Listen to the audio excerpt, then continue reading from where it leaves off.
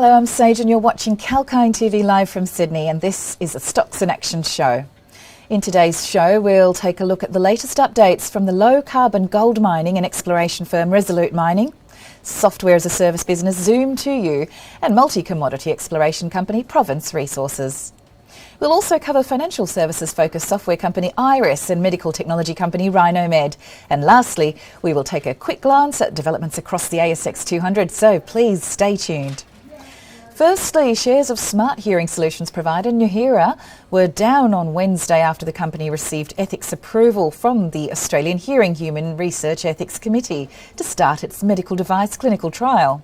Last month, the company announced that it had engaged National Acoustics Laboratories to conduct a clinical trial to test the safety and effectiveness of Nuheara's newly developed range of hearing aid products. This will support Nuheara's planned expansion into clinically tested and regulatory approved medical devices. National Acoustics Laboratories has now commenced recruiting for Nuheara's medical device clinical trial. The company looks forward to receiving the results of this trial, which believe will support Nuheara in expanding its global hearing solutions by meeting hearing aid compliance requirements initially with the US Food and Drug Administration, the European Union and the Australian Therapeutic Goods Administration. Receiving regulatory approval will open substantial new market opportunities for Nuheara in the US, European and Australian markets. Moving on to the next news that covers Dotz Nano, which is a technology firm. Technology company dealing in manufacturing, marking, tracing and verification solutions, Dotz Nano shares were trading up on Wednesday as the company entered into a distribution agreement with Paraguay-based 𝐊𝐴𝐺𝐻 SA Dotz and has received an initial $220,000 purchase order from 𝐊𝐴𝐺𝐻. 𝐊𝐴𝐺𝐻 will promote, sell and distribute Dotz SARS-CoV-2 virus detection technology. The Dotz test kits in Paraguay. The distribution agreement is for an initial 2-year term. 𝐊𝐴𝐺𝐻 will be selling the Dotz test kits in Paraguay with minimum annual purchase orders, equating to approximately $200,000 in 2021 and at least $420,000 in both 2022 and 2023. 𝐊𝐴𝐺𝐻 is Dotz's second distributor for its SARS-CoV-2 virus detection technology. The company recently struck a distribution deal with the UAE-based Hygiene Links for Egypt, Sudan and the UAE. The next news covers hotel property investments, which is a real estate giant. Shares of hotel property investments were trading down on Wednesday post the company announced that it has completed placement of 50 million Australian dollars announced on 14th September 2021. The placement drew robust demand from current security holders along with the new investors. As a result of the placement, approximately 14.7 million new securities will be issued at an issue price of $3.40 Australian dollars per security. And proceeds from the placement will be used to partially fund the proposed acquisitions of Edwards Lake Hotel and a lease harmonisation program and the association transaction costs of these.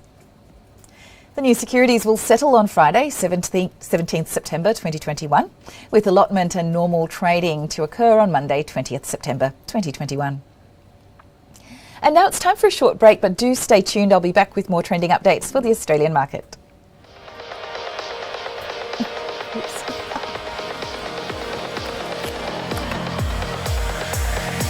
Has your week hit you for 6? Barely had time to breathe, let alone throw a flick pass? Well, don't worry, 𝐾𝐿𝐼𝐴 has all your sporting action covered. Each episode, I'll bring you the biggest sports news of the week. Exclusive interviews with athletes, sports commentators and journalists. Plus, we'll also look at the finances off the field from new broadcast deals, sports commercial partnerships and more with sports business. So for a sports show that tackles all the big issues, ball and all, join me, James Preston, for Game On every Friday, exclusive to 𝐾𝐿𝐼𝐴 TV.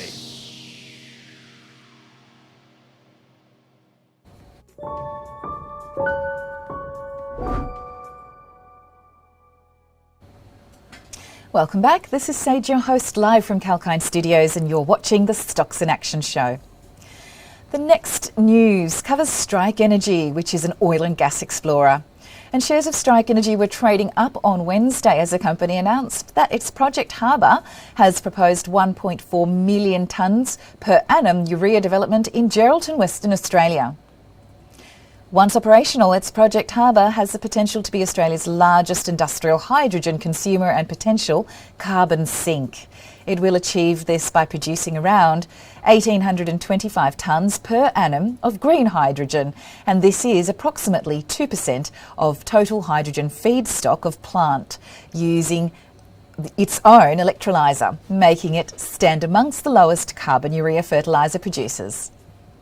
Project Harbour will provide considerable opportunity for long-term collaboration with future Western Australian domestic green hydrogen suppliers. In addition, Strike Energy has also entered into a separate, non-binding memorandum of understanding with energy companies ATCO and Infinite Blue Energy for green hydrogen offtakes and key infrastructure in the Midwest region. And the last news to be discussed in this session covers Fenix Resources. Shares of the Western Australian iron ore producer Fenix Resources are trading up on Wednesday after the company shared its financial results. The company reported an annual net profit after tax of 49 million Australian dollars for the year ended 30th June 2021. It has achieved a total iron ore sales of 0.501 million wet metric tonnes as it dispatched its maiden shipment of Iron Ridge product in February 2021. And as of financial year's end on the 30th of June 2021, Fenix Resources had cash worth 69 million Australian dollars and cash flow from operations was 65.3 million Australian dollars.